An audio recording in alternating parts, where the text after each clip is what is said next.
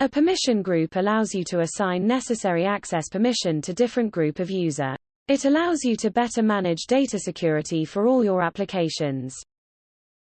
First, we click on the users icon to enter the user list page. At the top right-hand corner, click on Permission Group button to view the permission group page. Click on Create Group. Enter a group name. For example, Finance.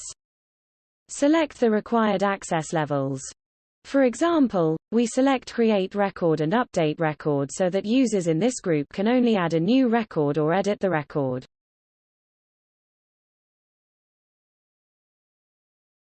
Click Save, and the group will be created in the Permission Group page. We can now assign our users to the new permission group that we have created. Dead workflow. Creating apps within minutes.